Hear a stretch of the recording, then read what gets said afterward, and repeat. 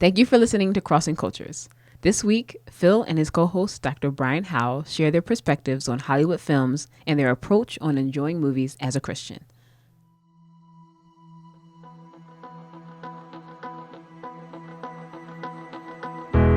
If this is your first time tuning into the show, we encourage you to look back and listen to previous conversations we had with our guests.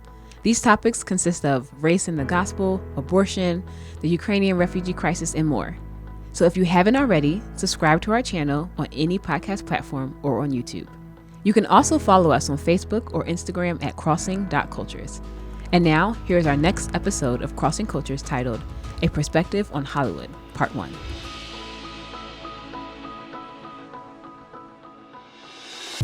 Hi, my name is Phil Metzger, and in 1992 I moved to Moscow, Russia.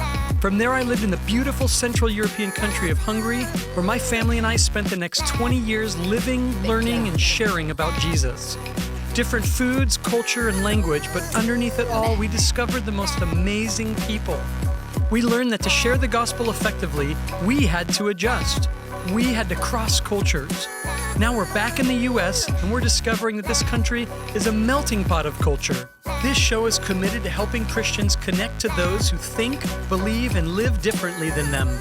This is Crossing Cultures. This episode was originally filmed in early February 2022.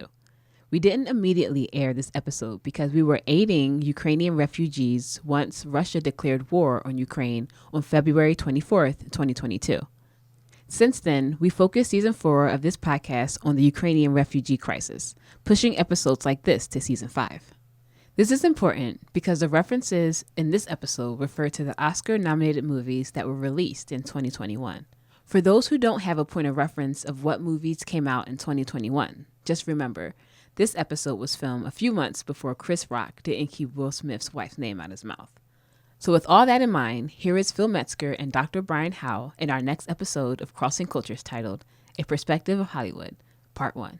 Okay, well, thanks for joining me on this episode of Crossing Cultures. Listen, if you're only listening via podcast or whatever the app or whatever you use for that, you're not getting to see that I got an amazing host here, and Brian Howell, Dr. Brian Howell from Wheaton College. But the reason I'm mentioning his name or not, you have great hats. You always have a great hat on. Thank you. Well, it's wintertime. I got to protect my head. I True. don't have any natural protection left. So what are those called? What are those hats? Riding caps, sometimes Riding they're called, caps. or English riding caps, if I really want to be snooty about it. Well, listen, we're here. Let's be snooty. Why not? I mean, if we're going to do it, let's just go there. Yeah. An English writing cap looks great. I love it. I love The Office. I love the whole thing.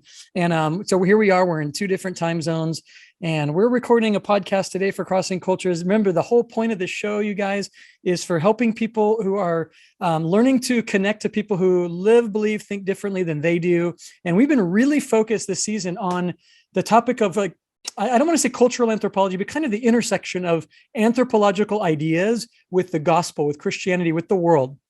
And we've been having a really great time. There's it's been really great. And I'm really excited about today's conversation. It's just going to be you and me. We have no guests. And so why don't you introduce kind of what are we going to talk about for the next however long?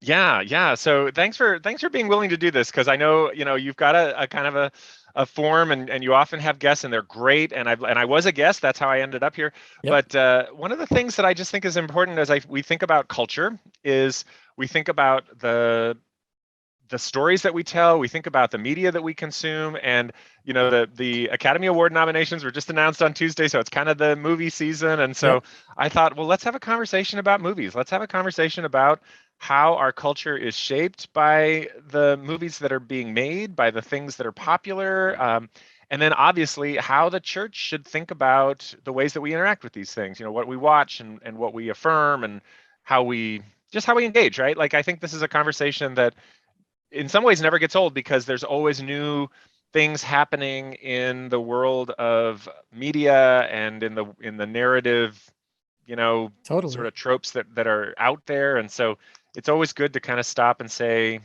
what are we doing, and what should we be doing as Christians when we think about what sorts of stories and narratives and entertainment we are engaging? I was telling I was driving my daughter home, and she's 16 and real thinker. And so I was telling her, yeah, I'm going to be recording a podcast. And she's like one of those like closet listeners. And then she'll tell me she's been listening. Yeah. And then I'm like, wow, I can't believe it, and she's like, what are you guys going to be talking about today? So we're going to talk about movies.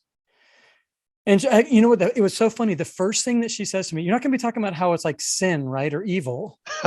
That was like her first thought as like, okay, here's two Christian guys going to talk about movies. And the immediate thought is, oh no, Dad, please don't talk about how it's just evil or sinful. And I started to explain to her exactly what you just said, that we want to like explore the idea of like, where does this come from? Why does this matter? How do we talk about this today? She's okay, that's good. Just focus on that stuff. You don't have to, everybody tells us how it's bad. Yeah. Don't make me feel bad, Dad. Come on. Exactly, I yeah. got enough of that. Yeah. I get enough of that. I don't need that right now. Yeah. But I thought that is an interesting thing, because whenever you hear the topic of like, oh, let's talk about movies, it's pretty quickly we're like, well, you better not have seen that. You should not know about this. We kind of move in that direction, don't we?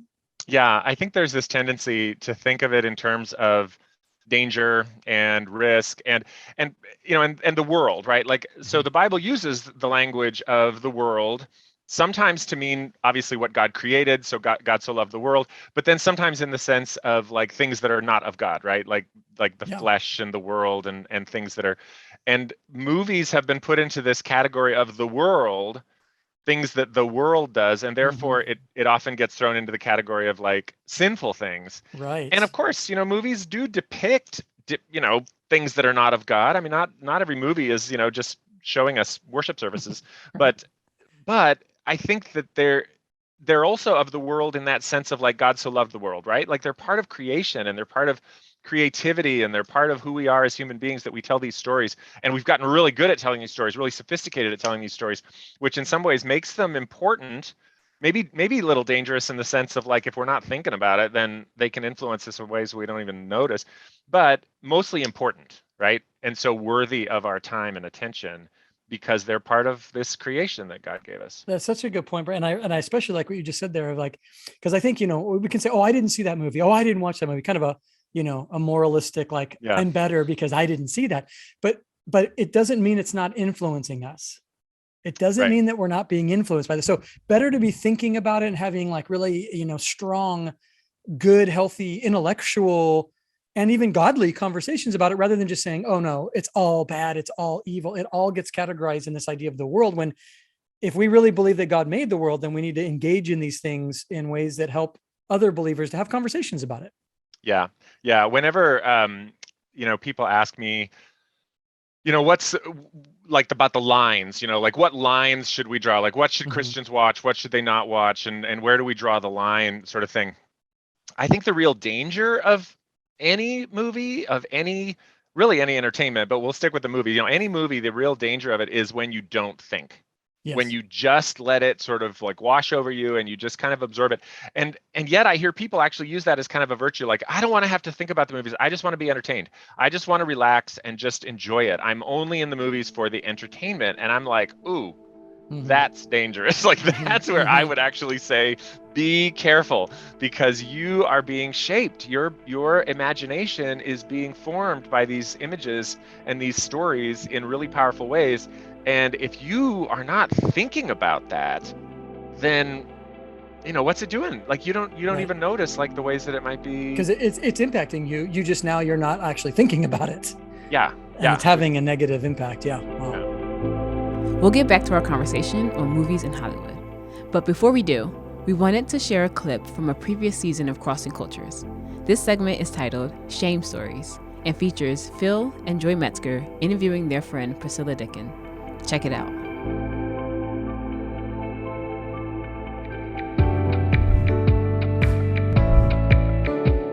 You said 20% of church women have had abortions.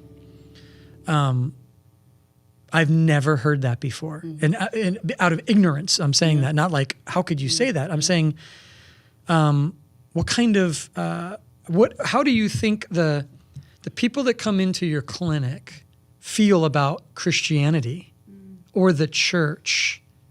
Because we're not good overall. I'm kind of indicting a whole group of people, which is unfair, but I don't know that I'm wondering, do people see the church as a compassionate, empathetic environment where they can bare their soul and be lifted up? Or do they see this as like, I would never go there or be a part of that because I would never be welcomed? I'm curious if you could speak to that. And again, you can't speak to all churches and all, but I can't but in your from understanding, my understanding, I mean, you know, the clinic, you know, is there really, I mean, to share the gospel is secondary, you know, there. We're, you know, some days that happens, some days it doesn't. Totally. You know? But to get back to your question, you know, I've seen a lot of church hurt in a lot of our mamas and daddies.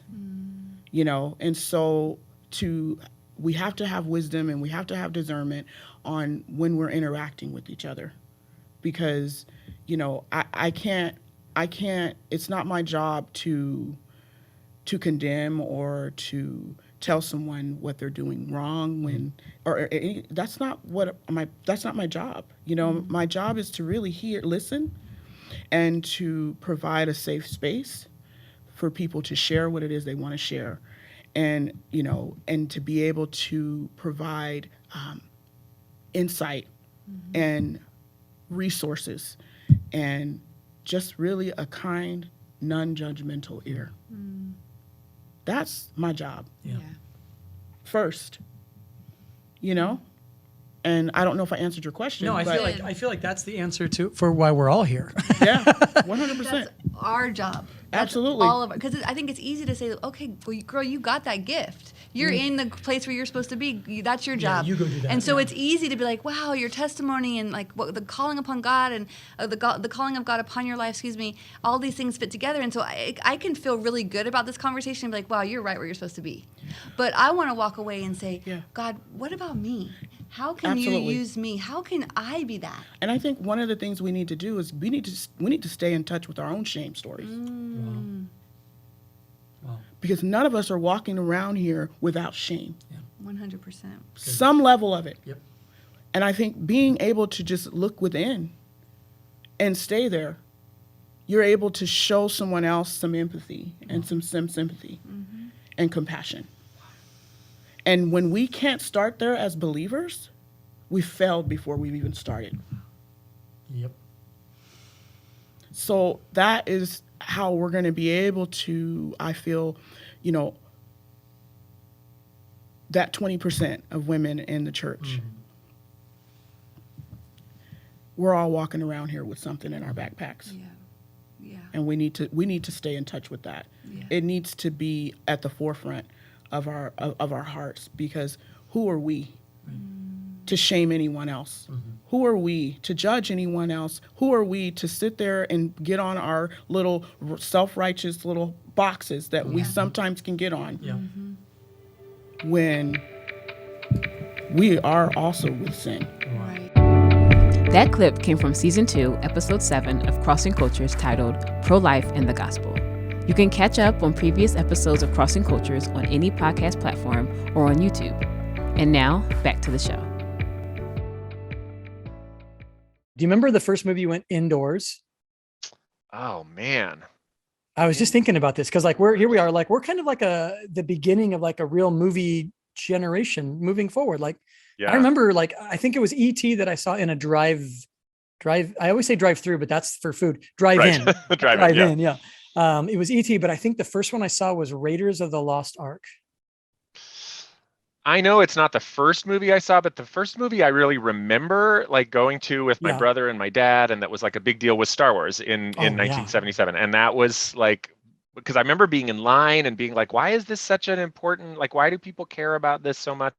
And but you know, and then of course loving the movie because it was just huge and exciting and dramatic and everything, and iconic now. But yeah, I have that like vivid movie memory of that movie. And so, you know, now here we are where it's like, you know, I mean, again, as technology's changed and everything's changed, it's like movie theaters, even during COVID, it was kind of like, well, we'll just watch at home. And it kind of reshaped the way we, you know, view and the way we process. I mean, we're processing more information now than like ever before, right? Probably in human history. Yeah. Do you find yourself watching more films now at home streaming, or do you still like to go out to the movies? I think that's the Rubicon of when you've become old. And so at least for me, I'm good with watching movies at home. But you know what? Every once in a while, it's like one of those, if the kids really want to watch something, and, you know, I got teenagers or I have one teenager left, like, oh, I want to go see that. Okay, now let's go, let's make an experience of that. But I think I'm at that, like, I don't mind watching it at home. But that's probably a sign. If I start saying the music's too loud, I know something's happening. Yeah, right. What about you? Well, you know, I don't think it's an old guy thing to want to go to the movies. I kind of think it's an old guy thing to actually still go out to the movies, right? Like the there you go. the young kids, the kids today, kids these days, kids these days, they just watch on their phones, and I'm just like, really? You want to watch a movie on a 4-inch screen? Like that just seems miserable to me. And I admit that I've kind of done this thing where I'll be like, is it, big screen worthy? And I've tended to do like more of the big action films, the Marvel films and stuff, and then the sort of narrative films I've watched at home. But I'm regretting that. I'm gonna stop that because actually when I watched Power of the Dog recently, which was one of our Oscar nominated movies, and it's streaming on it's streaming on Netflix or Hulu or wherever it is, and it was good, but I think I should have had the big screen. Like, I think I would have enjoyed that a lot more on the big screen, to stay engaged, right? Because it does have its slow points, and it does sort of unfold, and it is about these characters.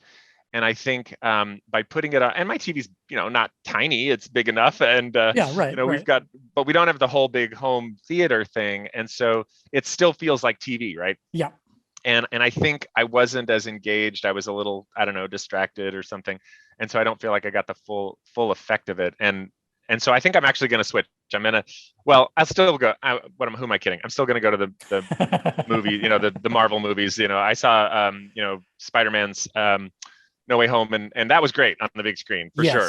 But I think we saw Belfast on the big screen, and I was really glad I did that, because again, I think that scope is actually really helpful for some of those kind of intimate stories. Spider-Man was fun to watch in a theater because of everybody was invested. Yeah. Like the whole audience, and it's been a long time since we've experienced that, where it's like something happened and everybody's like, we've kind of missed that. Me and a friend of mine, when I was living in Budapest, Hungary, we went and watched Schindler's List. Oh yeah. And we went into the theater, and what a very different experience in an Eastern European movie theater to sit there. And I mean, people wept here, but I don't think there was a dry eye in the whole theater. I mean, it was a very emotional experience to be in that part of the world, watching that with people who it's very close to them. It's very personal to them. So I totally see the value still of that kind of like community experience. Like, I'm experiencing this thing with other people. Yeah. And I'm looking forward to that really coming back full force. We've obviously been away from that. We as a people have been away from that in this COVID era. And I think that is really valuable, because we respond to stories differently when we hear other people's emotions. Like that's what makes these movies so powerful. Totally. Is that they are affecting us, not just sort of intellectually thinking about ideas, but that they're really resonating with deep, feelings that we have about the world, about what's good and right and beautiful and wrong and evil and painful. And we're feeling this stuff.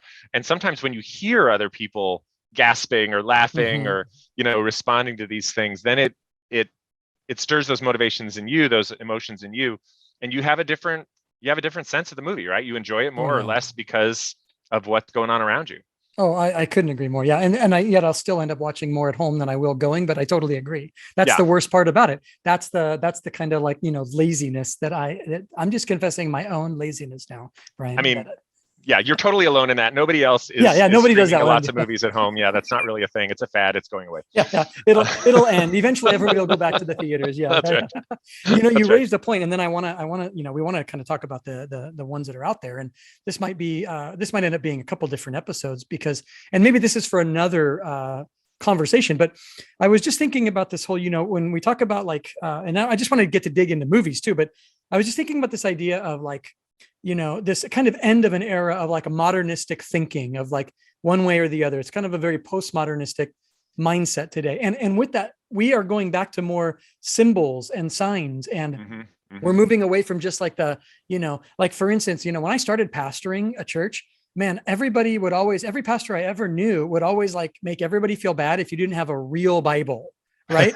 Real, like, where's the Bible, and if you had like a phone, you were probably doing something wrong. There's no way you could be doing anything right. Your little Kindle Bible, that doesn't count. Yeah, exactly. It's like, that's digital. It doesn't count, but it's, and thankfully for my own heart and just living in a different context all the time, I was like, I embrace this thing right away of, hey, and I don't think I'm better than others. I just think it was like, here's another way that you have access to something, and I always tell our church, I just have to be better than everything else that could be on your phone right now. Oh my gosh. I have to really work to engage you, because whether you're reading a printed Bible or not, you still have your phone right next to you. So I have to really, work on that. And I found this to be a great resource. We have abilities to send notes to people in ways we didn't. And I don't want to get off topic, but I think that like the whole genre of movies, symbols and signs, I think it really speaks to the whole world of anthropology. We're kind of going back to something that has been lost, wouldn't you say? Well, at least we're becoming a whole lot more aware of it, right? Like I think there was a time when we kind of collectively, we really elevated, kind of cognition and the verbal utterance and abstract ideas as really sort of higher forms of understanding, and that was the most important thing that human beings did. And emotions and stuff going on in your body, like that didn't matter as much. But I think these days, I think people are very aware that no, we live in our hearts. Like this is what really drives the human being, and movies speak to the heart. Good movies, movies are not like these lectures about things that you should think. They're feelings that you should feel, and they're drawing you along in order to get you to kind of believe something, right? To kind of embrace something, and it's at the level of feeling. I mean, it's rarely at the level of like, telling you think this and think that. Right. It's like it's invoking emotion in me for sure. Yeah.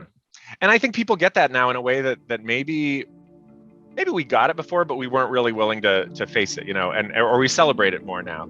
And I think there's some, risk. Well, again, I think the risk is that we don't then think about those feelings. We don't think about the ways, reflect on and kind of step back and talk about, how are those emotions motivating us, and how are they drawing us to God? This is for the Christian. That's the ultimate question. How is that drawing us to God or drawing us away from God? And I do, our minds have to be involved, but I think it doesn't start there, right? It starts in the heart. And I think a lot of, younger folks really get that. And I don't know, it's all of us, but our whole culture is much more aware, I think, of the power of the symbol and the story to really make things happen. I think you're right. Yeah, that's a good way of explaining that too. So, as mentioned in the beginning of this show, our church was involved in helping Ukrainian refugees cross the border of Ukraine, as well as the border of Mexico and San Diego. We highlighted these efforts in our previous season of Crossing Cultures. Take a look.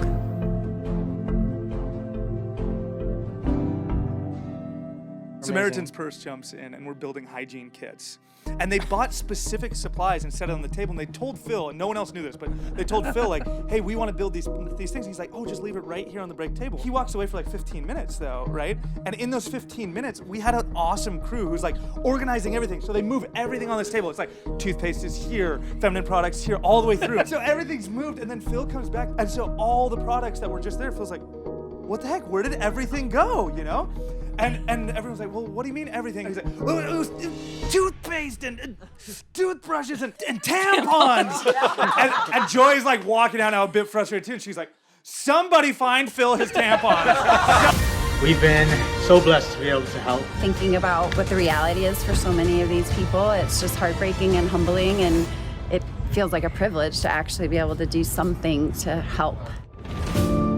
Crossing Cultures, Ukrainian Refugee Crisis. All episodes of Season 4 of Crossing Cultures are available now on any podcast platform. And now, back to the show. So it's Academy Award season. You were just saying that, right? I mean, the nominees are out and all. Mm-hmm. let's talk about that. What's out there? Yeah, I confess it up front. I've only seen half of them. So Okay. there's 5 of these 10 movies that I have yet to see. But it's an interesting list, and I always kind of feel like, now, of course, caveat, right? Like the Academy Awards are picked by a pretty small group of people, and they have certain ideas about what's worthy to be recognized. But it's also kind of a slice of things going on in the world and what people are interested in. So I always feel like it's worth kind of thinking about what's in there. Well, it's almost like depends on the year whether you go like, okay, this was super outside of the norm, like they didn't pick movies that I thought they would pick, or then other years it's like, oh yeah, I mean, of course that had to be included. But I do like the list because I think they're pretty interesting in terms of how different they are. So you've got a movie like Dune, which is huge, right? And it's vast, and it's very effects driven, and it's got this super complicated story, and it's got a very dedicated fan base, and then you've got like a really small movie like Coda, which is CODA, which stands for Children of Deaf Adults, and it's this movie about growing up in a deaf family, and this musician who is trying to sort of find her way in a family that is not hearing, and it's small, not in the sense of like unimportant, but small in the sense of like it's just got this small focus. Or even like King Richard, which is a study of like one guy. It's a study of Serena and Venus's dad, and that has a nice focus. It's very focused. So I like that they've got some movies that really seem different from one another in terms of what kind of movie they are and who they appeal to. Did you see West Side Story? I have not seen the remake of it. Have you seen it? I have not. And it's so frustrating because I love the original one. Are you a musical guy? I like musicals. Totally. Yeah. Okay. No, I love musicals. Yeah. Because if you don't like musicals, then it's like, doesn't matter which one it was. And I've gotten kind of mixed reviews on the remake. I'm a Spielberg fan, obviously, but I'm wondering, I'm nervous. Yeah. I've heard from people who, like musicals and like movies that it's a good movie. I've heard from people who were looking, the first movie was problematic in terms of the ways that it portrayed urban life and Puerto Rican life and so my Puerto Rican friends and others who are really sensitive to this, some of them have, they've liked the fact that the movie exists and they like that it was updated, but they say it still isn't like doing everything that they would hope. And this basic story still has some problems in their mind. But I've heard that the performances are really fantastic, and it's a classic musical. I mean, the music is just this totally captivating stuff. So, did they keep the same music, or did they redo, or is it same music? I think there might be one new original song, which they do so that they can get an original song into the Academy Award list. Best song, it's pretty much the same musical, as far as I know. I liked, I was just watching, I can't remember the gal's name who was the star in the original. There's like a whole, it's either Netflix or Hulu or one of them, like a documentary on her life. What's her name? I can't remember. You mean Rita Moreno, or you mean? Thank you, Rita Moreno. Yep, Rita Moreno. I was just blanking there. And really powerful life story. And it is kind of like, and I guess I'm super guilty of, I think what probably everybody is like, you watch a movie, you're like, oh, that was so great. But I have no context to like the immigrant community, especially in like New York. And again, I know you can't have context into every area of everything's life, but I almost like, I watched it, I'm like, oh wow, that was so great. And you imagine she lived this storied life of everything was amazing. And then you kind of hear more and you go, golly, this woman like went through hell in Hollywood, in that place. And it did make me like go, oh man, am I going to like this remake? Am I going to enjoy it? So I'm fingers crossed, I guess. Yeah, I'm the actress who played the Rita Moreno role. Last name is DeBose. Is it Anita DeBose? But the character's name is Anita. So that's not her name, is it? No, I think the character's name is Anita. I don't remember.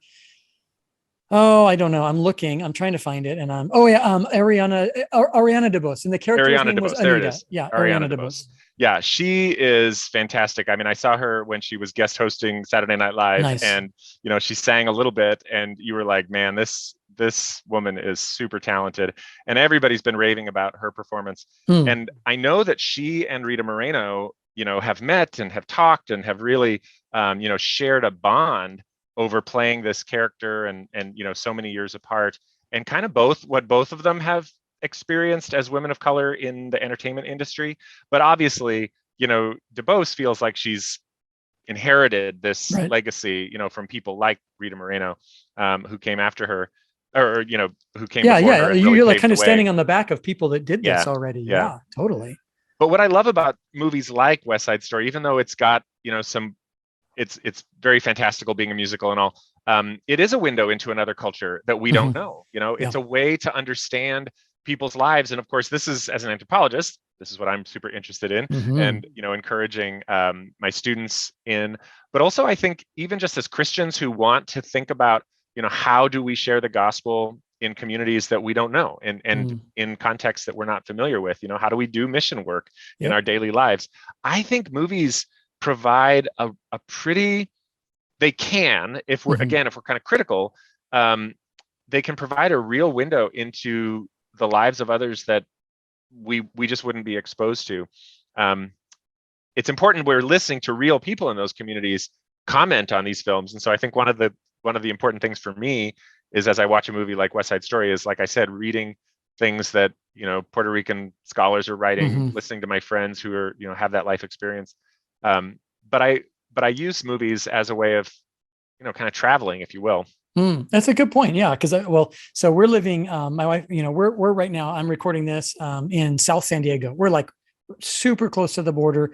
If I look out the window, I can see the border, and we love it. We love where we are, and But I grew up my wife and I both grew up in Orange County, and then, gosh, right when we were like adults, like legal adults, we moved overseas, and then we spent the next, whatever, 20 something years living overseas. So when we came back, there was a new Netflix show, and it got very popular, called Selena, about the singer. I had never heard of her. I had no experience in that, different, just totally different culture, different context. But everybody around us was like, oh my gosh, we love Selena. So we started watching, and it's like a season 1, season 2, episodes.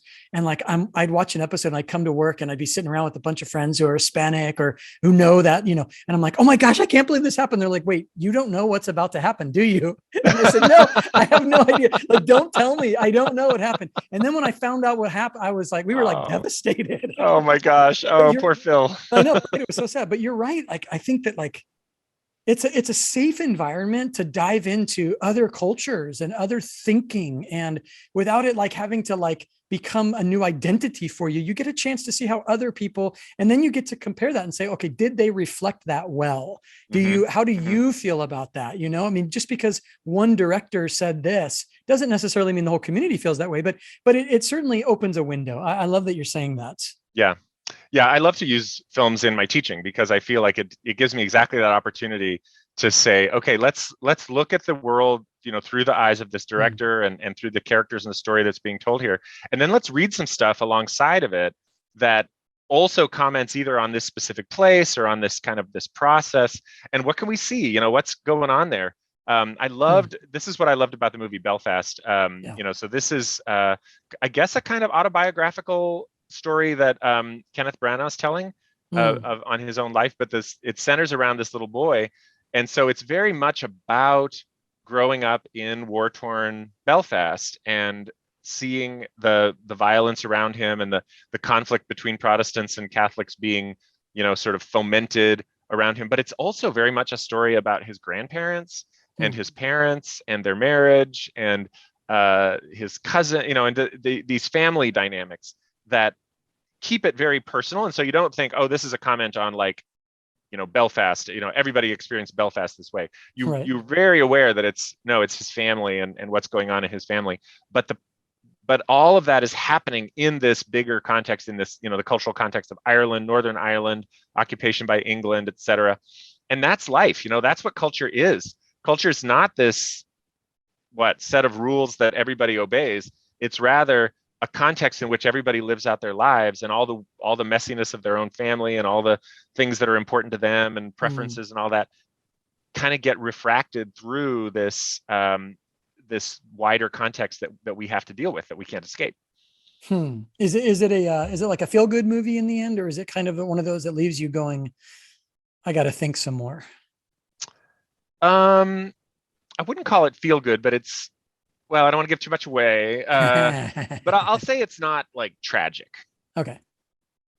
Yeah, because we're kind of past that like need to like everything has to end happily ever after. I feel like we like just tell me like what, like give me a perspective, give me a, a lot of these like movies coming out of Korea got super popular in the last several years, and it's such a different like style and genre, and it just leaves you like, I mean, I think it's been the best thing like to learn culture has been in these movies, and they're winning the best movies, and you're like, what just happened on the screen to my brain is like fried. I could talk about Parasite all day long. Oh my gosh, that movie. I loved that movie. Ditto. That was so good. And it's like such an area of life I have like no, like that part of I just have no context. I mean, it was like, I'm like a sponge just learning about this stuff. That was crazy. Yeah, and a good movie like that really shows the complexity of life in another context where, okay, Parasite, best film from 2019. I think so, yeah. Set in Seoul, South Korea, and you've got a low income family that kind of infiltrates this high income family by getting themselves hired into all these jobs. And it shows you this, the director's point of view, but a very, very compelling look at class conflict in this very different cultural context. And so it's not about Korea in some simple way, but it's utterly about Korea, in that it's things that Koreans are really talking about, that things really matter in the Korean context right now. So I definitely walked away from that feeling like, oh yeah, there are interesting issues being debated in Korean society right now that this piece of art is really helping me to understand. Yeah. And I would have never, ever had opportunity to get into that in any other form, but by entertainment, quote unquote movie, I was brought into that. You know what I mean? Like, I don't think I would have ever like asked myself, what is it like to live in, like, what are the class struggles in Korea? I'd never, ever even think that, right. But it forced me into that. And it made it like, oh my gosh, I'm super interested. And of course, all the music that came from Korea, and, they're dominating Netflix right now. And I mean, just in so many ways, it kind of brought us into a whole new cultural experience. I'm super curious because we talked about it before, you and me. We didn't, and I still haven't gotten to see it yet because I really want to. Power the Dog. I'm really curious. Like, this one was that's a gnarly movie. It is a gnarly movie. That is a gnarly movie. Yeah. Yeah. I feel like I said, I watched it at home and I feel like I need to watch it again. Okay. Because it's, the characters unfold really slowly and really subtly. And it takes the whole movie to figure out, at least for me, like what's going on with these people? Like, why are they, why, and at the end, I think you kind of get it. I think the movie sort of unfolds and it reveals like, oh, here's who these people were and what they were about and what they were trying to be and trying not to be, and how it affected all of them, and then their lives together. But it's a slow burn. I mean, you have to kind of sit through the like, what is, why, kind of stuff. But I also feel like that's superhuman, like we as human beings, we have a hard time knowing ourselves, right? Like we have a hard time knowing our own motivations, and there's so many expectations on us in terms of how we're supposed to act and what we're supposed to be, and what it means to build this good life, that we often don't realize things that are going on inside of us that are motivating us. And then that can be the things that most damage us or others, right? It's so true. Just a lack of thought sometimes on our own part, to our own. I mean, we become very like kind of blind to even our own, like what's happening in us. Mm-hmm.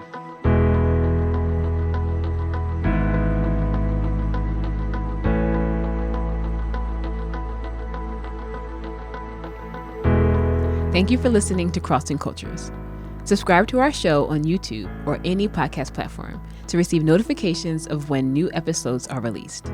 We also have previous seasons with loads of discussions on topics like race and the gospel, Ukrainian refugee crisis, and more.